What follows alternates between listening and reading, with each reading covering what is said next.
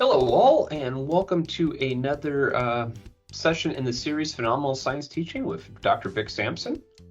Let's get started.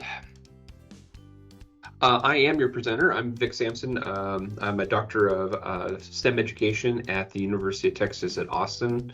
I'm also the Chief Innovation Officer at Argument Driven Inquiry.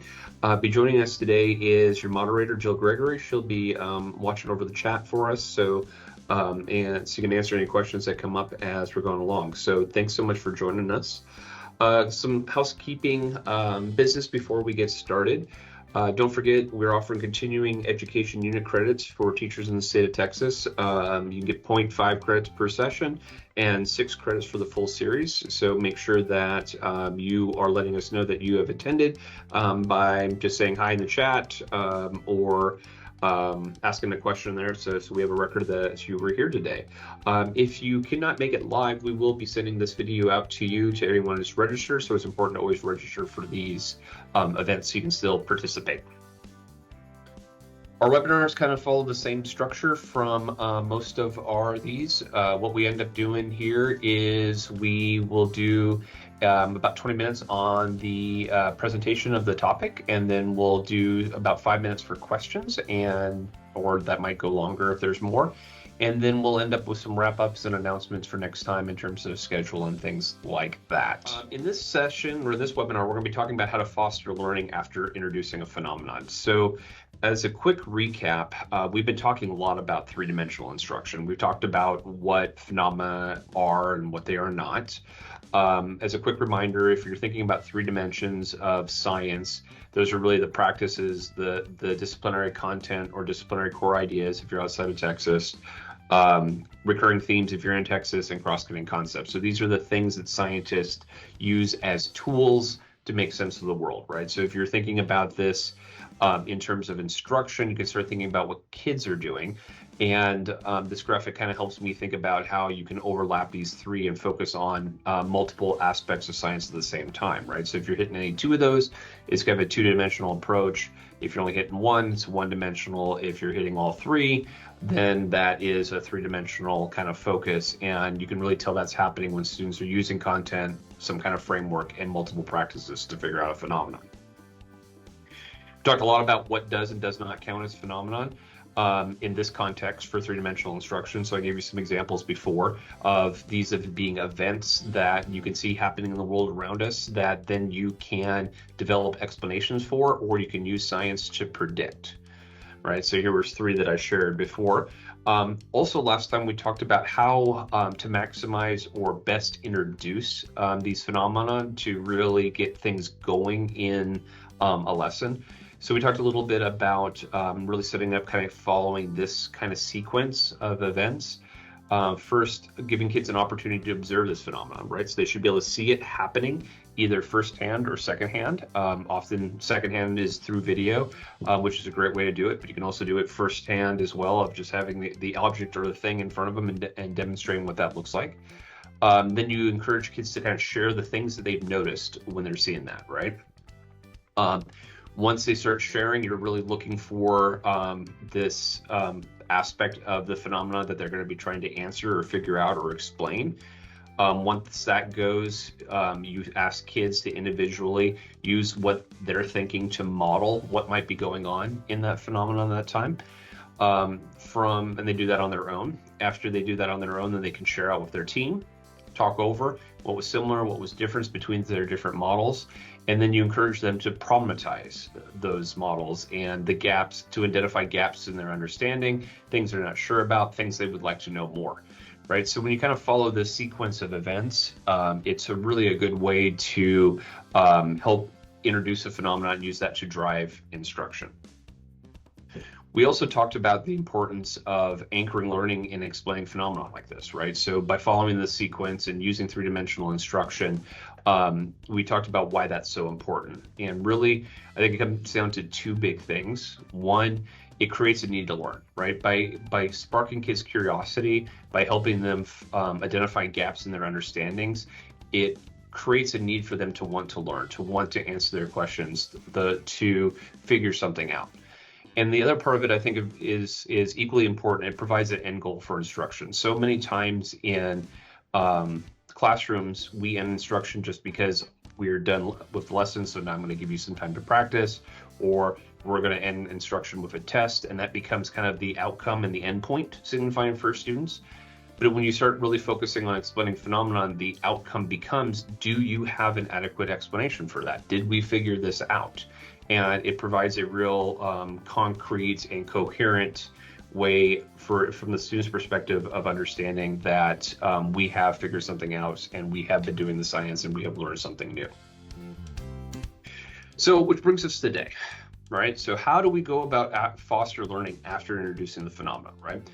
So as you may be hearing more and more about three-dimensional instruction and phenomenon, there's a lot of focus on the value of phenomenon for the reasons I just shared with you. It almost seems like if you use phenomenon, that takes care of everything. But once again, to stress, introducing a phenomenon only does two things for you. One, it creates a need, and it provides an end goal for instruction, right? So you really have to start thinking about what kinds of things that you're going to be doing during the learning experience while kids are figuring out the phenomenon to help them learn and to maximize those opportunities to learn inside your classroom. So the way I think about it is really kind of 6 big key design principles, right? So if you're going to support learning during an opportunity for kids to figure out phenomenon, I think you really need to think about 6 things and try to make sure that these 6 things are happening in the lesson. So first one is that you really want to give students opportunities to be engaged in the practices to figure out the explanation, right? So the way you can think about that is when you introduce that phenomenon and there's a question that the kids need to answer, then that drives them doing the other kinds of things in science, whether that is planning and carrying out investigation, analyzing data, observing, or collecting, evaluating, communicating information. All of these other practices are driven by the need to figure out that phenomenon, right? So that's why they're engaging in the practices. And the reason I bring that up is so many times in classrooms, traditionally, what we do is we will engage kids in science processes or practices, however you want to kind of think about those, to help them learn new concepts. So it becomes more of a, here's your objective. I want you to be able to describe osmosis as passive transport. I want you to be able to define isotonic, hypertonic, and hypotonic solutions or environments. And then we engage in an activity to help kids understand those objectives, right? So it seems like a subtle shift, but it's major in terms of helping kids really learn from the phenomenon, right? So if the objective is to learn the concepts and not to figure out the phenomenon, kids won't engage in the practices in a way that helps them learn in terms of figuring out phenomena that way. It ends up being kind of a demonstration of these bigger ideas or concepts that kids are going or trying to, or you like them to learn kind of thing. So that's number one. Number two, you need to be able to have kids see the core ideas and cross-cutting concepts or recurring themes, depending on how you're thinking about those, as tools that they can use when they're engaged in the practices, right? So it's less about them developing new ideas about these cross-cutting concepts or core ideas, and it's more about giving them an opportunity to learn how to use them, right? And one of the best ways to do that is think about ways that you can put these ideas on the table, right? Not necessarily say this is what you have to know or this is what you have to use, but these are things to think about that might be useful for what you're doing. And one of the best ways to do that is to encourage kids to think about what information that they need and evaluate the quality of it by reading content-rich texts, right? And then making sense of, will this idea be useful? Will this be helpful for me? Will this move our thinking forward? Will this help us develop a better explanation? So often in science classrooms, we read for reading's sake. Outside science classrooms, we read for either to find out information, to learn how to do something, or for entertainment, right? So by putting this idea of introducing these ideas as tools that they can use and putting them on the table and letting kids read about them and then evaluate the information as it being useful or not, it really creates a context for understanding how science can be useful in everyday life. Also really encourages them to really learn those ideas at the same time. Third big design principle is you want to make sure that you are pushing students to use these core ideas and cross-cutting concepts. So often during a hands-on activity, it becomes just that, hands-on and less minds-on. So kids may be collecting data or carrying out an investigation or analyzing that, but that is often not through the lens of a core idea or a cross-cutting concept / recurring theme. It's much more of just you are doing these things and then you'll learn the content at a different time, or you're doing these things to illustrate or demonstrate the accuracy of the content we're talking about. Now, I've tried to create a visual to kind of help understand what I'm saying about these ideas as being used as tools, right? So if you look at this graphic, you can kind of think of, on the left is an initial explanation for why something's happening around the world, right? So kids have lots and lots of ideas, and they can piece these ideas together to explain things they see that they come across, whether that's science phenomena or other phenomena, right?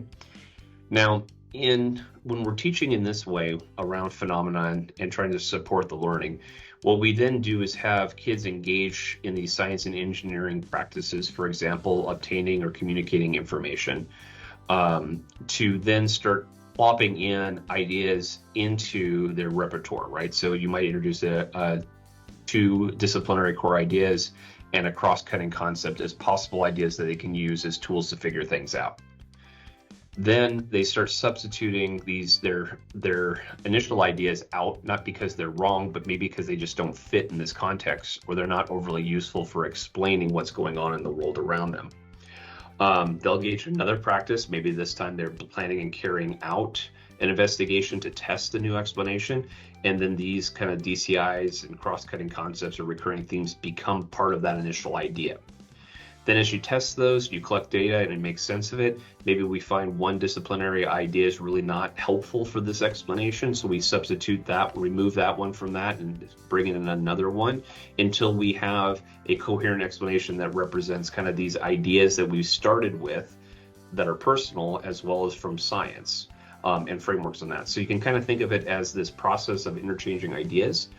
And as kids are learning and putting these new pieces together, you need to have these ideas on the table, but also ways to evaluate if they're going to be useful or appropriate or acceptable in this kind of context.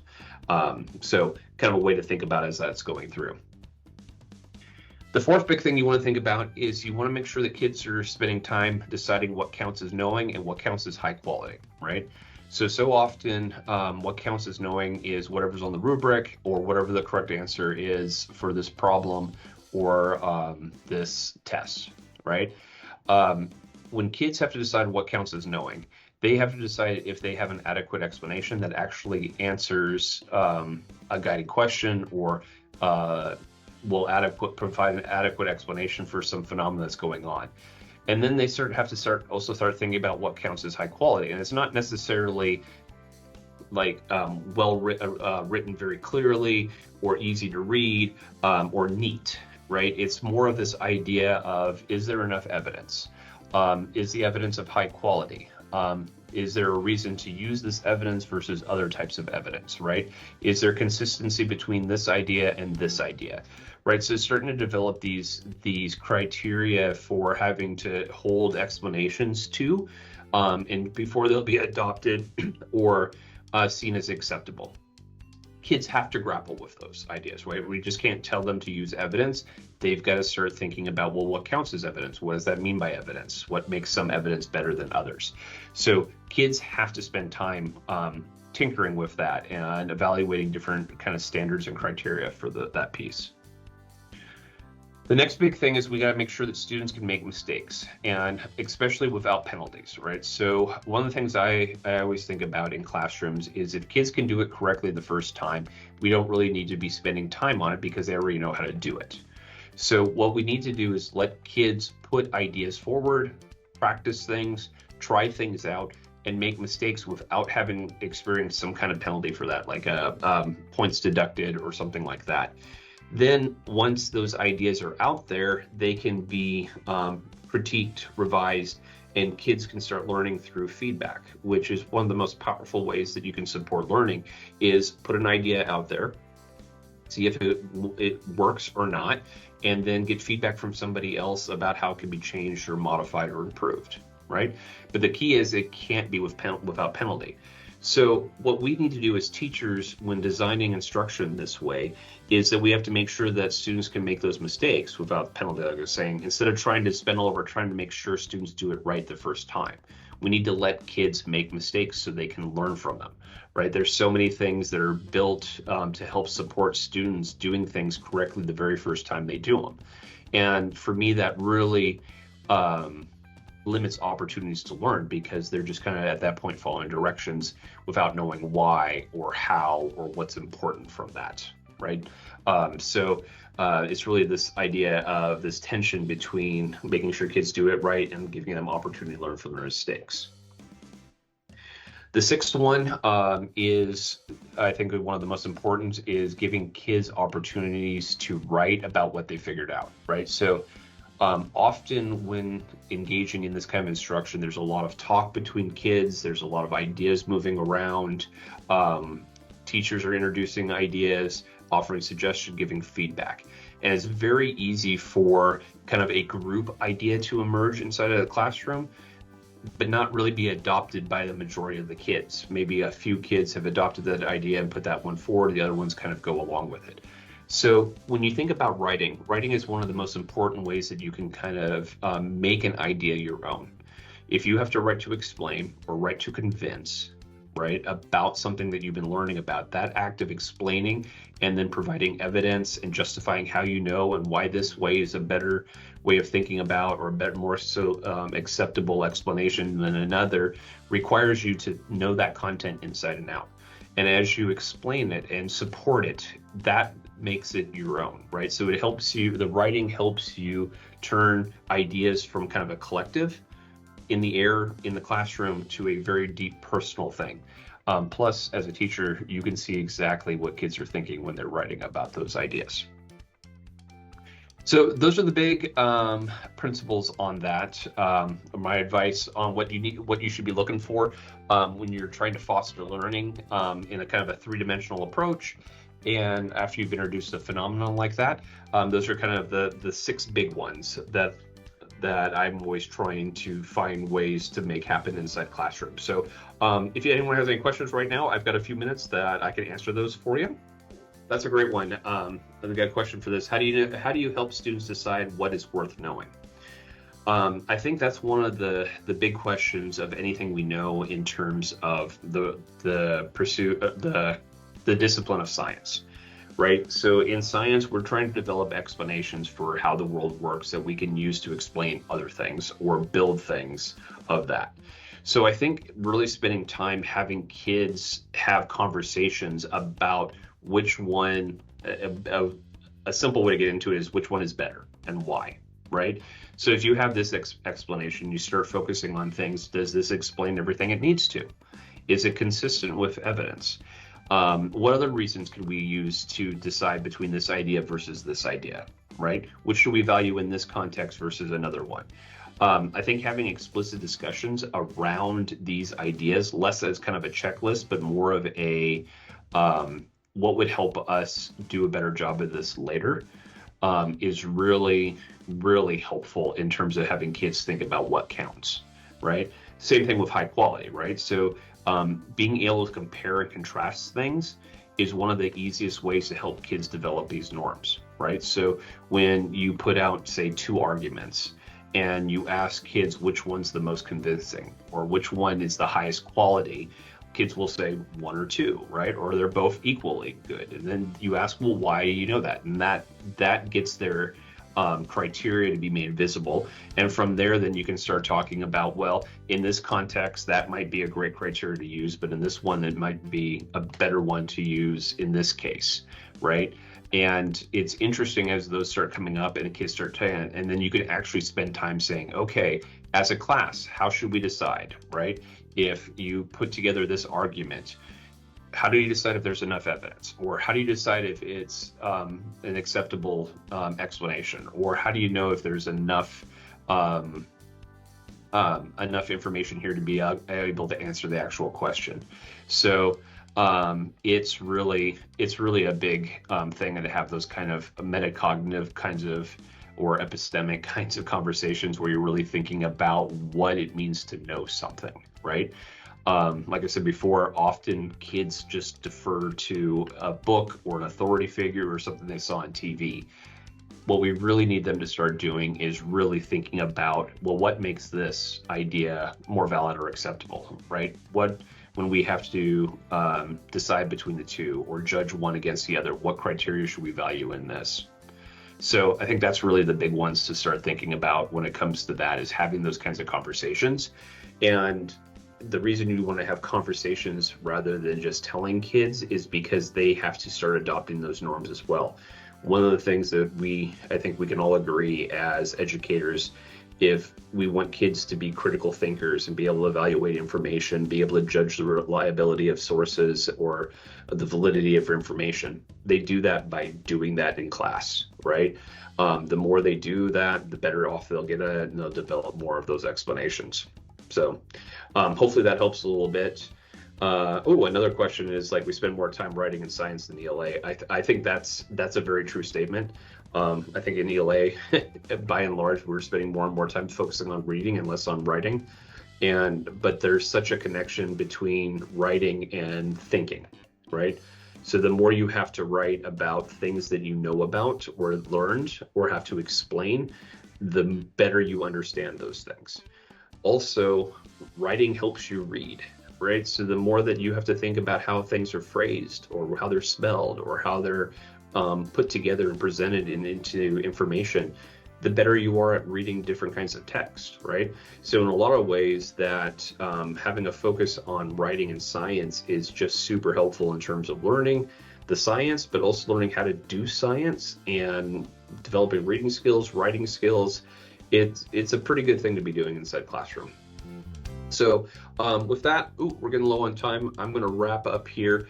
The last three webinars we have in this series are the next 3 weeks.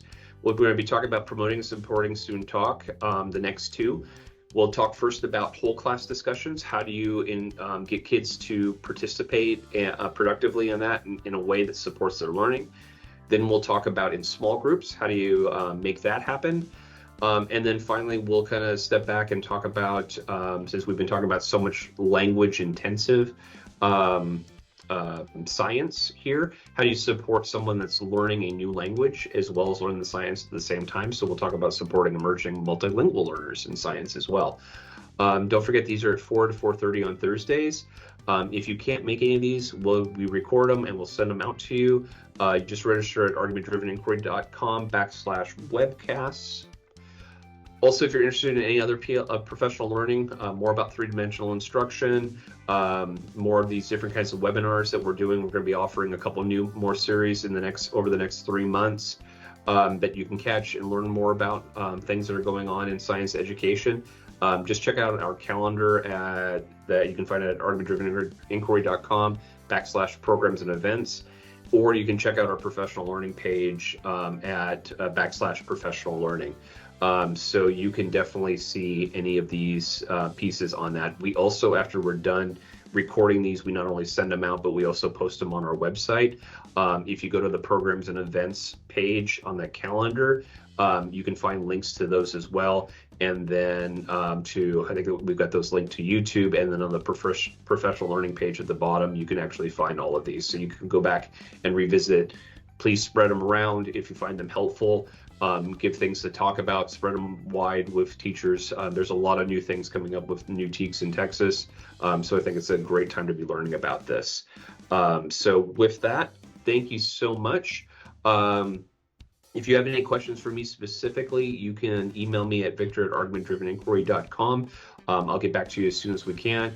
If you are into the socials like Twitter/X or Instagram or Facebook, we've got group pages on that with other teachers that are kind of tackling this kind of teaching. So feel free to join any of those, ask questions, get involved, post good ideas. All are welcome as we learn how to do these new kinds of things. So with that, I want to say thank you so much for joining me today, and I hope to see you next week for our next webinar. Have a great one, all.